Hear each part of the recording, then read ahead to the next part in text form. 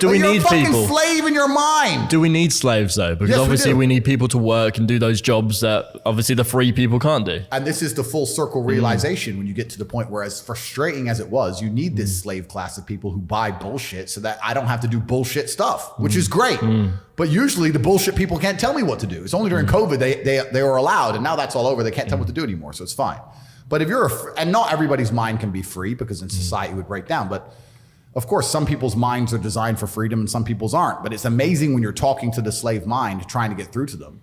And it played out even in my cancellation. There are people who would sit and get furiously angry about the subject of me saying I'm a bad person. And when you ask them one bad thing I've said, they don't know.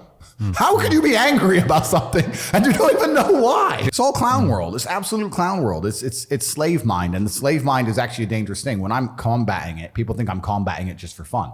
No, the most heinous crimes in the history of humanity have been conducted by people who blindly obey governments. Blindly. If you're going to sit there and be a dummy and blindly comply and be told to hate a certain race or hate a certain person or do a certain thing without thinking, that's how World War II happens. All these people who sit and say, I'm a good person and you're bad because I have my mask and I have my boosters and you're bad. No, I think, you don't. You're the bad people. History is full of people like you who don't fucking think, who do as they're told. And you're the ones who end up fucking murdering people, not people like me. Everyone likes to believe they would have resisted the Nazis. They're the ones who would have not done it. But then they're fucking told to mask up and bend over for the fucking dildo and they take it. It's garbage. Clown world. I think one of the greatest things during COVID was having my own business. And I think the same with you as well. Same for me. Because you could say you're going anywhere. It gave me freedom work. for anything. I got pulled over a few times when I was driving a van for work because they said, oh, the car for work. And they said, well, you can't be working, you're in your car. I said, well, I can. I own the business. But with the van, I didn't get stopped once. I could go anywhere I wanted. Yeah, it I'm was thankful fantastic. for lockdown. I'm thankful for lockdown. But what I can't understand, and I couldn't believe, was how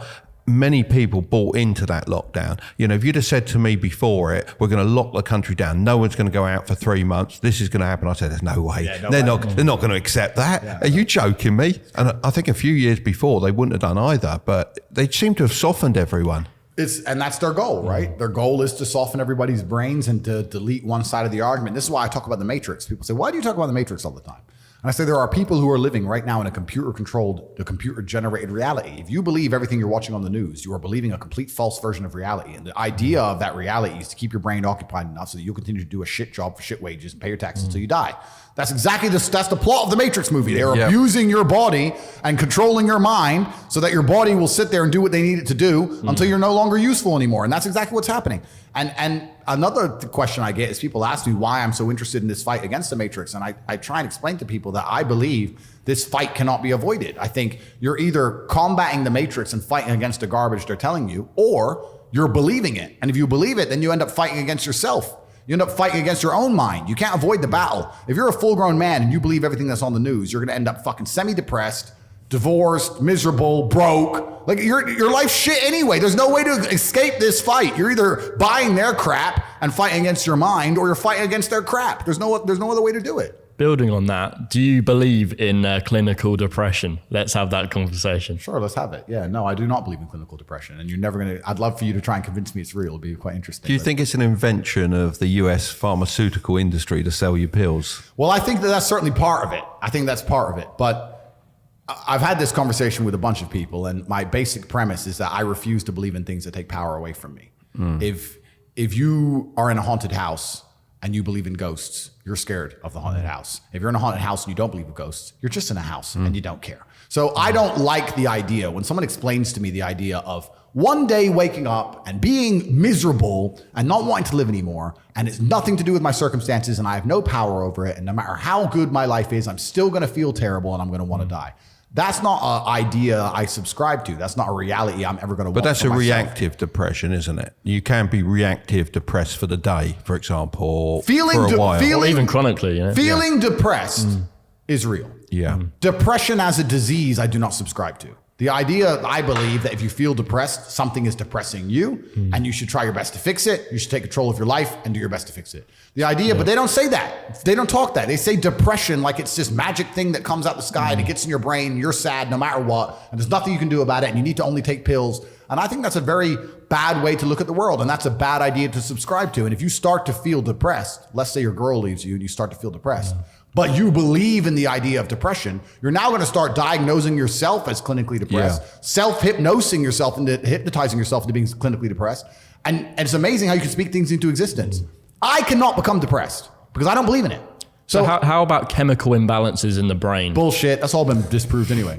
Really? It's all been disproved. Firstly, that's all been disproved. And secondly, even if that was true, even if I had a chemical imbalance in my brain, I do not believe in depression. That's just who I am as a person. I don't believe in it. I do not believe in things that take power away from me. So, and people sit there and they try very hard to convince me it's real, which is actually quite interesting because it's always usually depressed people who sit there and try very hard to defend this idea. If you're so scared, if depression's so terrible, why are you sticking up for it? Why are you fighting so hard to convince me it's such a powerful force? Why shouldn't you be doing the opposite? Shouldn't you be listening to me? Whose team are you on? Like, do you want to be depressed? Like, it's insanity. These people who are so desperate to push this idea. Then you add in the pharmaceutical element and the fact that everyone's taking these fucking drugs, messing with their brain chemistry. It's garbage. I think that you feel depressed sometimes because you're human. So you felt depressed at times, would you say? We're all human. Yeah, because I felt depressed. I mean, I had some major, it might not sound big, but some major dental surgery done. Yeah. And it really got me down for a while. But my businesses and running those, to be honest, picked me up because it was like, I can't be like this. Get in there, do some business. Well, completely. And also, let's look at it. Let's pretend I'm completely wrong, right? We can look at situational depression like you just described. We can talk about brain imbalance and chemical imbalance. We can talk about clinical depression that you get and it's chronic and there's nothing you can do about it, whatever.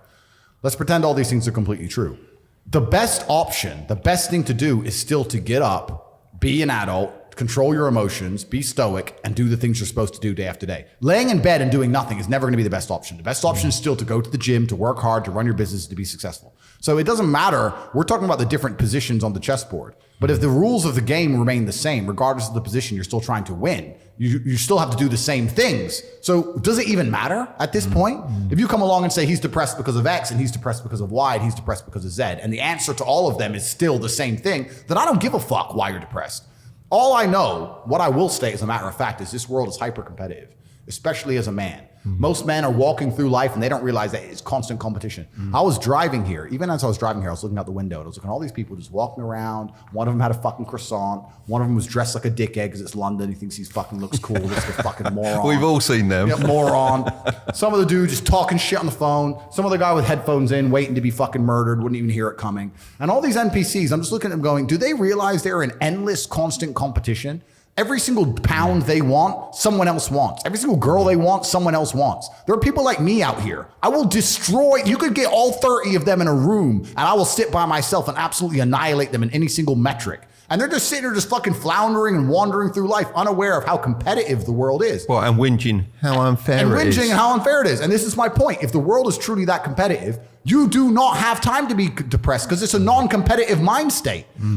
You could be depressed for X, Y, Z, whatever. I'm not depressed. And I want the money you want, and I want the girl you want, and I want the status you want, and the car you want, and the house you want. And I'm going to get it, and you're fucking not. And that's the bottom line of life. If you gave that guy that stuff, he probably wouldn't be depressed anymore. Well, he's get up off his ass and work then, doesn't he? And this is the point. He probably would because he wouldn't have a direction in life. I think it's a very empowering message that you share. And, you know, I think if you can fix it with pills, you can probably fix it by going to the gym and doing all of these other aspects. But pills doesn't even fix it. Pills just numbs it. Mask. It masks it. Well, it's not a holistic way to treat it, is it? Whereas what you're saying is more so. Yeah, what I'm saying is you're playing a game and it's a competitive game and you need to build a mindset that allows you to be ultra competitive. And if you want to sit there and say, no, I want a non-competitive mindset, then fine. You know what you call people who do not win competitions? Losers. Correct.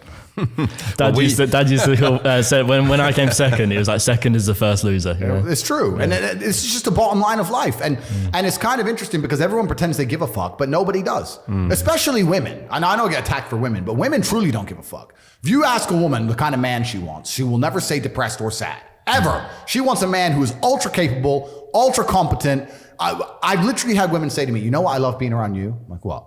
I don't have to think. I'm like, what do you mean? Because I just turn up and like, we just walk in the hotel and everyone, staff do anything we want and the jet's just on the runway and we just land and I'm in this beautiful place and I don't even know where I am and I get to just turn my brain off and it's great. Like they want someone who is fun and spontaneous and charismatic and successful. They don't have time for sad dudes. They don't care. So the world doesn't care. The world has never given a shit about sad men. So if you're going to sit there and self-diagnose yourself as a sad man, You're going to have a shit life and nobody's ever going to give a fuck and you're going to perpetually lose forever. And that is your decision. I am so scared of being that person. The idea of that terrifies me to the point where I don't even want to accept that as a reality that can possibly exist. I don't give a shit what happens to me in my life. I don't care how bad it is. I don't care if the worst, most heinous things I could possibly imagine happen to me. I know that my sadness, my depression will be temporary because I will never stay a loser. It's against my creed. It's not in my DNA.